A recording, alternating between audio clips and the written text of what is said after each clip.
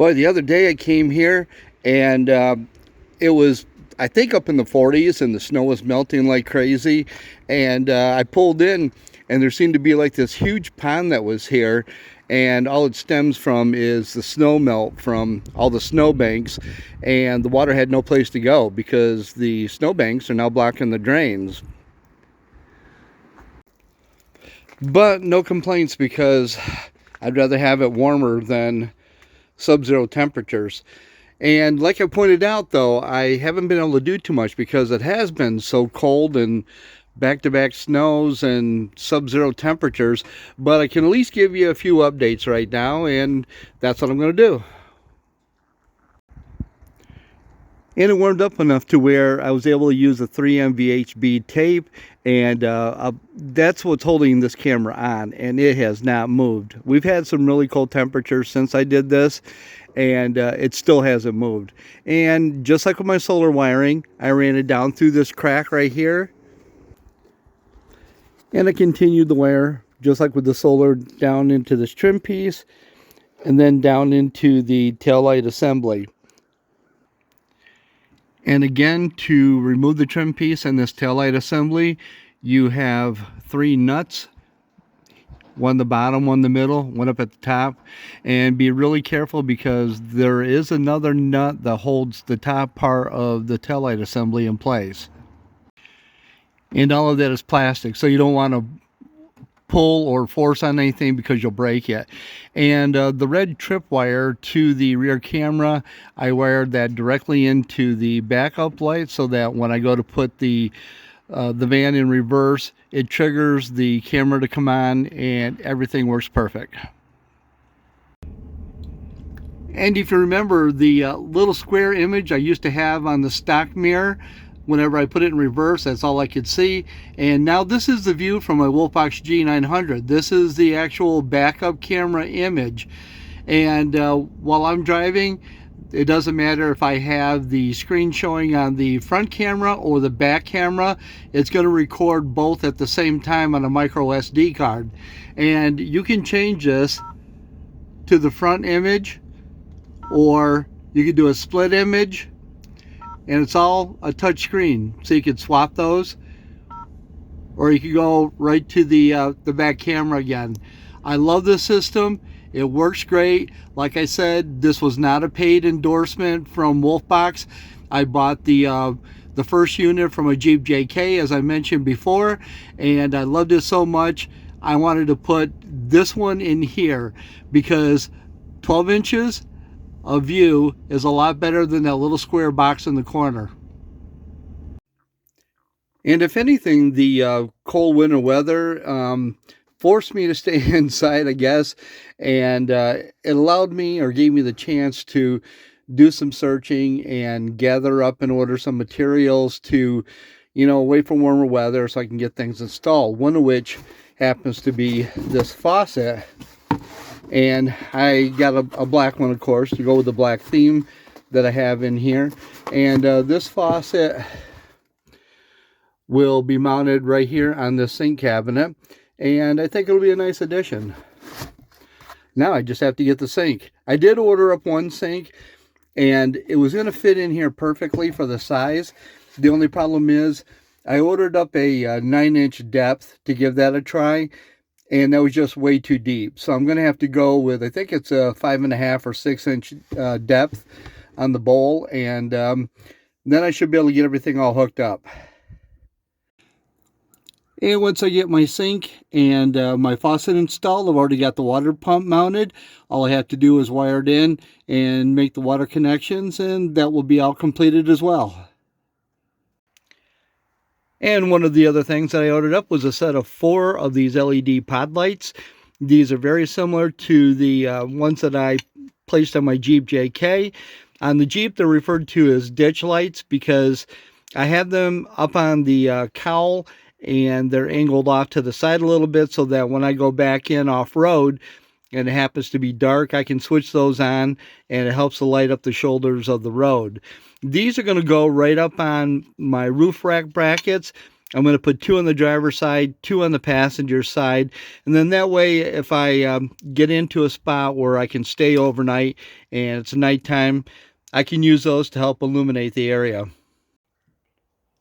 And about a roll of the LED color changing lights.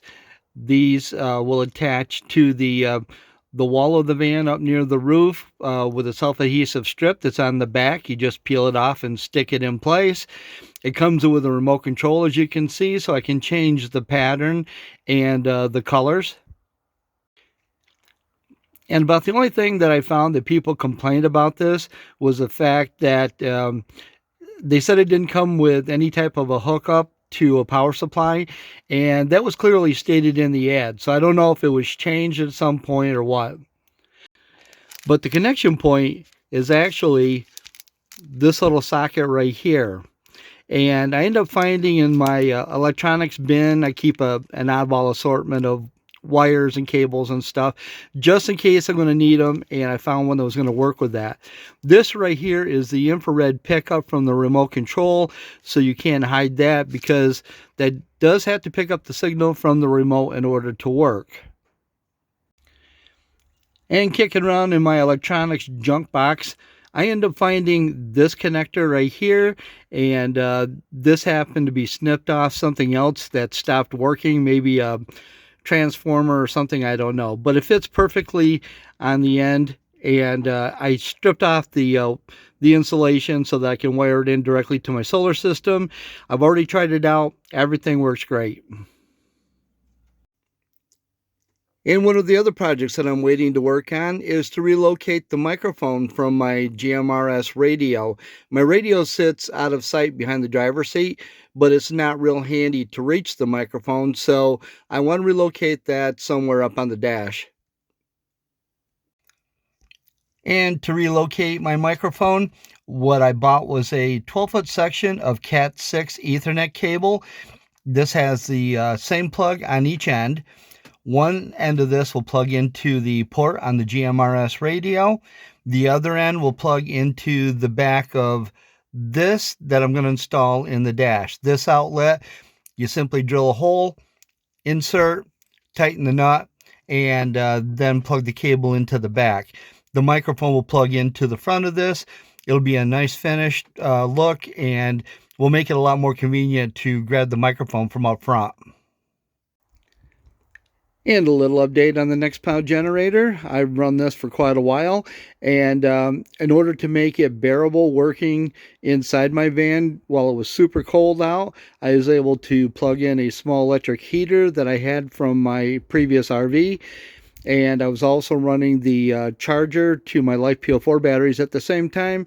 Had absolutely no problems, and it was very nice to see that I had 2 green lights show up on the lead time battery charger, which indicated that all my batteries were fully charged.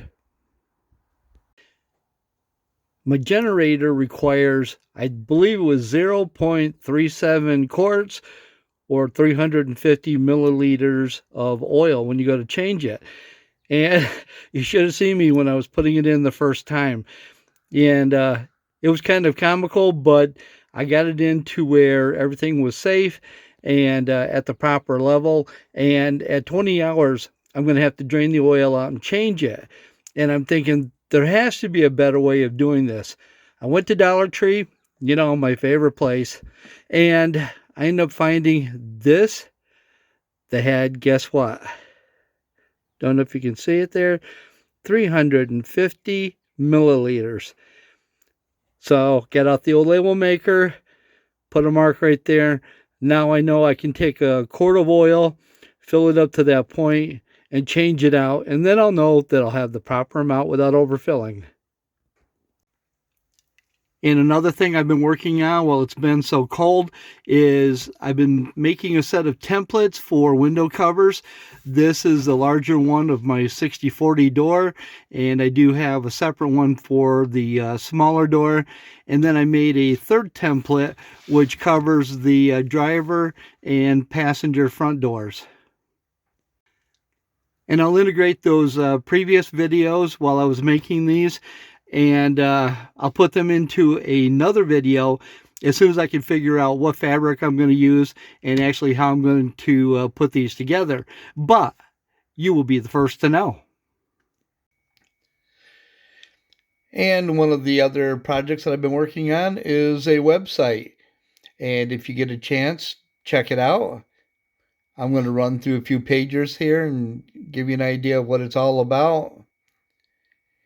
And the link will be in the description of all of my videos after this.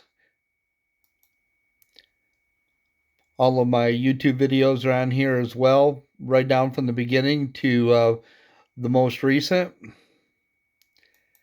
If you go to the projects page, that will bring you to the link to photos and description on my van, as well as the Jeep. And you go up here, you can also get to those links right here at the top of the page. And on the merchandise page, you can see I'm working on some things here.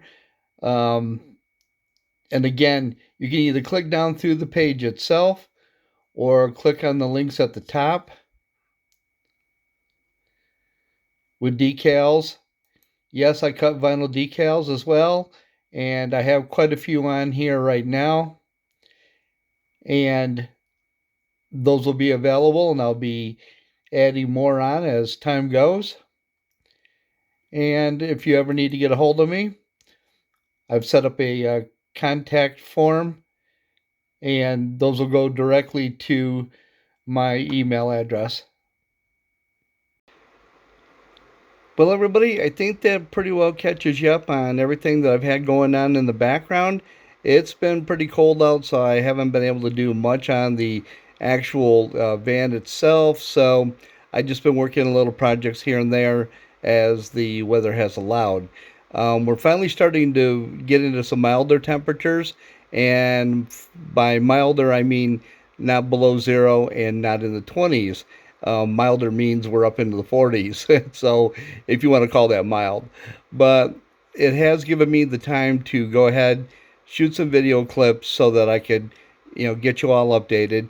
And the website was something that I've been working on a little bit in the background. Finally got that done. I hope you're able to check it out. There'll be a link in the video description of this video and from every video going forward.